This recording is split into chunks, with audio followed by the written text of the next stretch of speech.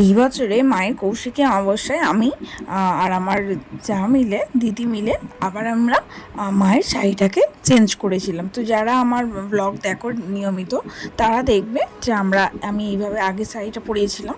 তো এইবারে আমরা সকলে মিলে মাকে একটা অন্যরকমভাবে বেনারসি শাড়ি পরিয়েছিলাম। তো তোমাদের কাছে সেই ভিডিওটাই তুলে ধরলাম। তো সকলে কেমন আছো বন্ধুরা? আমি সৃজিতা তোমাদের কাছে নতুন একটা ভিডিও নিয়ে হাজির হয়ে গেছি। তো আমাদের মন্দিরের মায়ের পুজো উপলক্ষে আমরা নতুন করে শাড়ি পরাচ্ছিলাম। তো এখানে আমি আছি, আমার যা আছে, দিদি আর কাকিমা আছেন।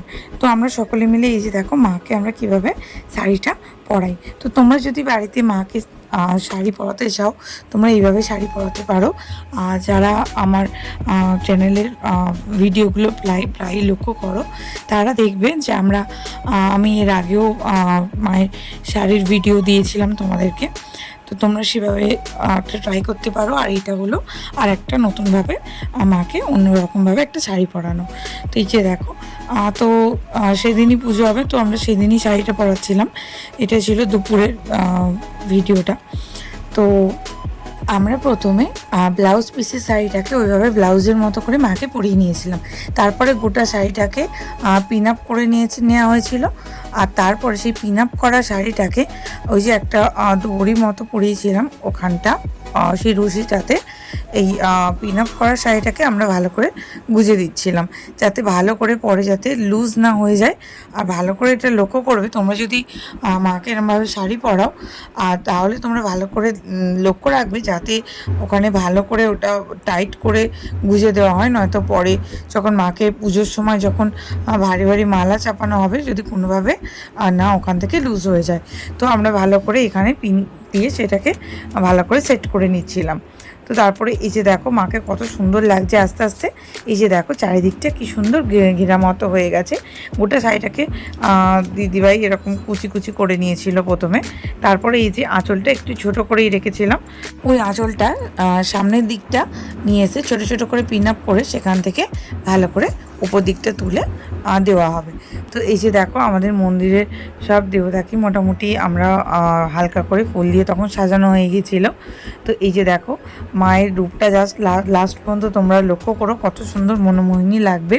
তারপরে তোমরা সকলে কিন্তু কমেন্টে জানিও লাস্ট পর্যন্ত ভিডিওটা কেমন লাগলো। আর কেউ স্কিপ না করে পুরো ভিডিওটা ভালো করে মন দিয়ে লক্ষ্য করো, তাহলে কিন্তু তোমরাও বাড়িতে মাকে শাড়ি পরাতে পারবে। যারা এখনও পর্যন্ত কখনো ট্রাই করোনি তারা অবশ্যই বাড়ির মন্দিরের মাকে এভাবে শাড়ি পরিয়ে ট্রাই করতে পারো। আর এই যে মায়ের গয়নাগুলো এক সাইডে রাখা ছিল, তো সেই গয়নাগুলোকেও আমরা এবারে পরিয়ে নেবো। এই দেখো শাড়িটা আমরা এইভাবে পরিয়ে নিয়েছি। তো সামনের দিকে আঁচলটা করে ওই দিকটা একটুখানি তুলে নিয়ে আমরা শাড়িটাকে সেট করে দিয়েছি। আর তারপরে আমরা একটা একটা করে শাঁখা, পলা, চুড়ি এগুলো সব পরিয়ে নেবো। আর তারপরে আস্তে আস্তে মায়ের চাঁদমালা আর যে অলংকারগুলো আছে সেগুলোও আমরা একে একে পরিয়ে দেবো।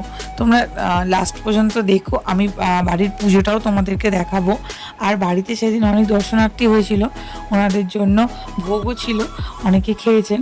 সেই ভিডিওগুলো আমাদের নেওয়া হয়নি, তাই জন্য তোমাদেরকে দেখতে পারলাম না। আর লাস্ট পর্যন্ত দেখো এখানে হোম করা, সেটাও তোমাদেরকে সবটাই দেখাবো পুজোটা। আর কেমন লাগলো তোমরা বলো। এই যে তোমাদেরকেও দুবারই দেখালাম যে ভিডিওগুলো, সেটা কিন্তু দুটোই বেনারসি শাড়ি। তো এরপরে আমার ইচ্ছা আছে মাকে তাঁতের শাড়ি পরানোর, তো সেই ভিডিওটাও আমি রাখবো আর তোমাদেরকে সেটাও শেয়ার করব।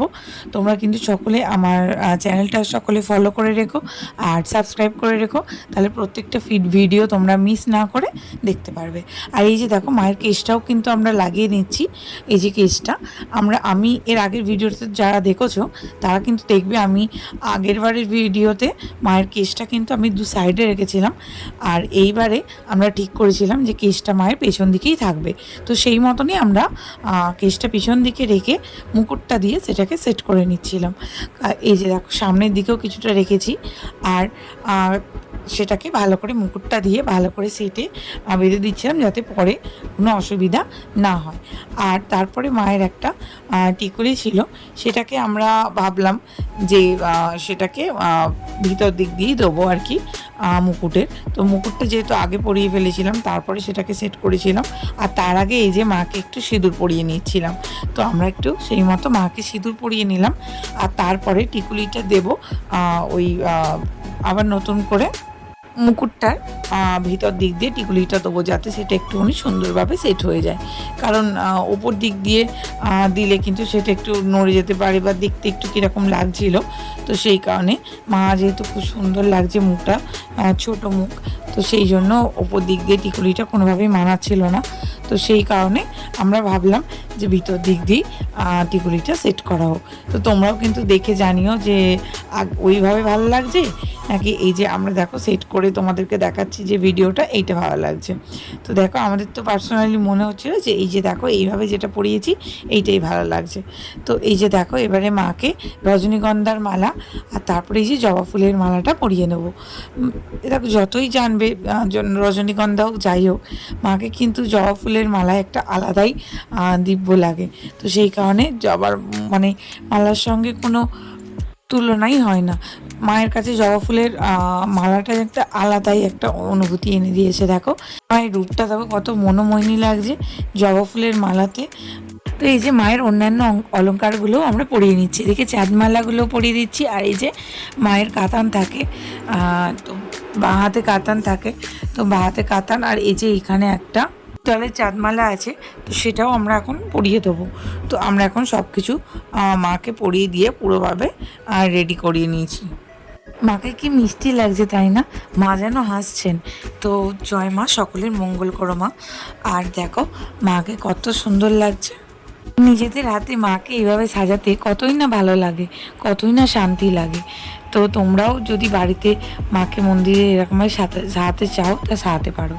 তো এই যে তারপরে সন্ধেবেলা আমাদের এই যে মায়ের পুজোর জন্য নৈবেদ্যটা রেডি করে, এই যে মায়ের পুজোর সব সরঞ্জাম রেডি হয়ে গেছে। আর মায়ের এদিকে ভোগও নিবেদন করা হয়ে গেছে। তো এই যে দেখো এখন পুজো স্টার্ট হয়নি, তার আগে এই যে ভোগগুলো আমরা সবাই সাজাচ্ছিলাম।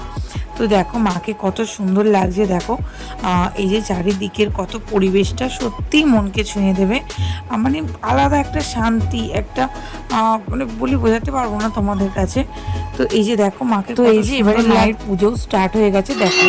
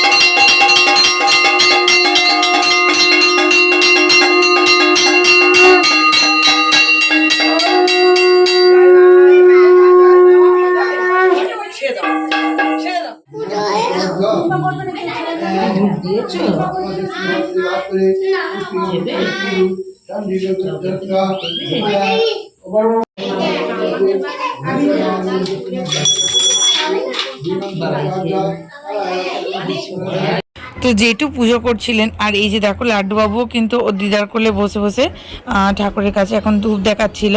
আর এই যে এখন পুজো হয়ে গেছে, তো এখন হোম হচ্ছিল। তো এই যে হোম হচ্ছে, দেখো হোমেতে যে অগ্নিটা কত সুন্দর লাগছে। দেখো একটা যেন আলাদাই একটা জ্যোতি লাগছে, তো কত সুন্দর লাগছে। অনেক ভক্তদেরও ভিড়ও হয়েছিল। তো মায়ের পুজোটা এইভাবেই তারপরে সমাপ্ত হয়েছে। আর শেষে দর্শনার্থী যারা এসেছিলেন ওনাদের ভোগের ব্যবস্থাও করা হয়েছিল। আর আমি ভিডিওটা এখানেই শেষ করব। তোমাদের সঙ্গে দেখা হচ্ছে পরবর্তী কোনো ভিডিওয়।